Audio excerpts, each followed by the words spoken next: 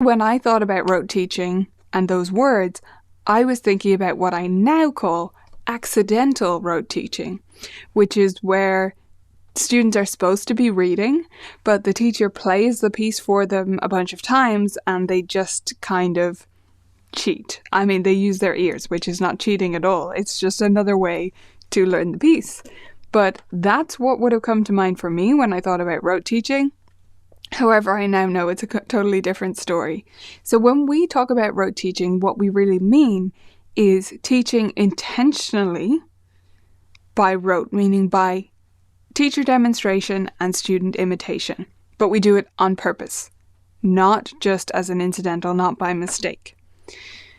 So rote pieces are designed to be taught this way. They are highly patterned. They make use of the fact that the student does not have to read them. They're often quite complicated to look at, or they have sharps and flats all over the place on the music, but on the piano, they're easy. And those are the key elements when you're looking for rote pieces. I do suggest, if you're new to this area, that you look at pieces specifically designed to be taught by rote, such as pattern pieces from Piano Safari, Paula Dreyer's series, which is called Little Gems for Piano, or Samantha Coates' Rote Repertoire, which is roterepertoire.com. So that's a little bit about what rote teaching is, and if you've more questions about how to do it and the ins and outs, I'd love to hear them in the comments. But I want to share with you 9 different reasons why we should do it. You can use these to convince yourself or someone else. So if you already know that rote teaching is great and you feel it in your bones, but you need reasons to tell other people, perhaps parents, perhaps students who are a little bit older and questioning your methods, or other teachers, or really anyone else that you feel needs to understand why you're doing it the way you're doing it, then these are great reasons to share. Number 1 is variety. Teaching rote pieces to students allows them to have more variety in the music they're learning. We can explore all sorts of different modalities and keys. We can do a lot more different things, especially with beginners, that we can't do if they're solely reading. And variety is the spice of life, isn't it? Don't we want to learn different types of pieces? We wouldn't want someone to come down and tell us we could only learn one composer for the rest of our lives. Although I'd be curious what your answer would be if you got to choose. Which one composer would you choose if you could only learn one forever? Tell me in the comments. But I don't think we would choose that as an option. So we also wouldn't want to learn one very specific narrow genre. Even if you love Baroque music, imagine being banned from playing anything else. That wouldn't be so great. So variety is absolutely wonderful, and it's even more important for beginners so that they can find their groove, find what they like, explore, learn to play different types of things which require different types of techniques and skills. Number 2 is patterns. Music is patterns, and reading music is based on patterns as well. So when students learn rote pieces, they start to focus on these patterns because those are the whole reason that they work as rote pieces in the first place, is that they're highly patterned and they repeat themselves.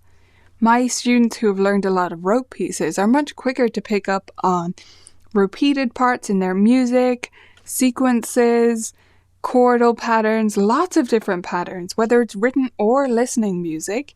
They pick up on those, and that is so beneficial for their understanding of all the music that they play. Number 3 is reading. What? Well, this was actually the point in Joanna's article that we published on the blog this week.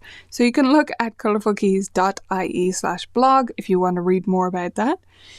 But reading can actually stem from rote teaching. Students who learn rote pieces can use this as a gateway into reading, and this can really open up reading, especially to students for whom it has been a little bit off limits or very difficult. It could be because they have learning challenges or special needs, or it could be because they just have learned so much by ear, or that's so easy for them that they're reluctant readers. And rote pieces can actually provide a pathway into reading because we focus on those patterns and then we relate them back to the written music. Rote pieces can also teach technique. This is a huge one for me. I love this about the Piano Safari method books, for example, how they use their techniques. Then, directly after a student has learned the technique, they use that in a rote piece. And so the student gets to apply it straight away. The reason I think this is so powerful is because you're not reading. It's because if you are playing a piece that you know from memory, and it's easier to learn a piece from memory actually to do it by rote rather than reading it first and then memorizing it. So if you're then playing a piece without the music in front of you that you just know, it's a lot easier. You have a lot more bandwidth to focus on how you're moving your arms and how you're sitting and all the things we want students to work on in their technique. Reason number 5 is about freedom. This is related to technique, but it is different. If you've ever had students who get stuck to the keys, either they've been working on position-based songs and they get stuck in like a 5-finger position, or they haven't been doing that and they still just get stuck in that area. They don't want to move. I'd be curious to know actually, I've found this to be more common with my left-handed students, and I have no idea why. One of the teachers here is actually left-handed, and I posed this to her, and she couldn't think why, but she had noticed it too once I'd pointed it out. So this stickiness to the keys, I don't know, because everything's a little bit more awkward, or because there's so much right-hand independence generally required at first, it tends to be more common, I think, in my left-handed students. But it does happen randomly with just different students, no matter how you teach them to read or the best approaches you use.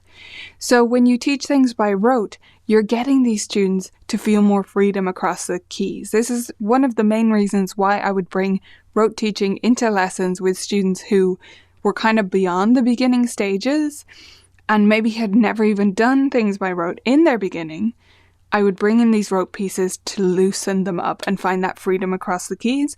And also work on keyboard navigation, that they can just find where they're going really quickly and comfortably. Reason number 6 is dynamics. What? Well, again, like the technique, you're much more able to focus on dynamics, listening, expressing the way you want the piece to sound when you're not reading. So yes, those dynamics on the page might seem like a handy reminder, but dynamics in rote pieces can be because the student has listened to the piece a lot of times. They can also just be the student's own choice. And giving students choice over dynamics really helps them to understand why these matter and to prioritize them later on. Reason number 7 is oral work. Now, rote pieces are not play-by-ear pieces. Those are 2 separate categories, okay? So a piece we play by ear, in my books anyway, and definitions are all fluid in this area, but for me, a piece you play by ear is one where you figure out how it goes by listening. And yes, some teacher guidance, but you're not watching and imitating, you're listening and figuring it out. Now, what we're talking about is rote pieces, so we're not having students do that. We are showing them. We're explaining to them. They don't have to puzzle it through with their ears. That's a separate thing, and that's great too. But rote teaching does help students improve their ears because, again, without that page in front of them, they're much more able to focus on the sounds they are creating. And they can use tracks at home to try and remember the pieces and work it out a little bit by ear when they forget bits and pieces in the middle. Articulation. So similarly to dynamics, this is an area where students can really focus on the articulation in their pieces, on figuring out how they want it to sound, and really expressing through great technique the way they want this piece to sound. It also, I think, opens up a lot more opportunities for talking about different metaphors and analogies in the pieces and how those would come across through the articulation that we use. And then number 9, probably the most important, although these are not in order, is that they get to play better music sooner. How many of you learned incredibly boring songs, incredibly boring pieces for the first year or 2 of your lessons? Me for sure, and maybe you too. And it's just not necessary. Students do not have to learn boring music when we don't put reading at the heart of what we do. Reading is important. I believe in teaching great reading skills, but I believe we can actually get there faster with better results in the long run if we don't put reading at the core from the beginning. Because when we put reading at the core and we put note names at the core, we end up with things like middle C pieces, which, let's be honest, you try and write something interesting with just F to G in the middle of the piano. Not so easy. But rote pieces, where you can just focus on patterns and creating those wherever you like on the piano as long as you make it easy to play, that's how you create great music for beginners. My beginners learn reading as well, but they have this balance, and they always have these more impressive pieces as well. And by the way, these are the ones they usually do for a recital or a concert or something like that. And they're the ones they'll play for friends and family in the house at Christmas or at family occasions. These pieces are just better. They're just better music in a lot of cases than beginner reading pieces.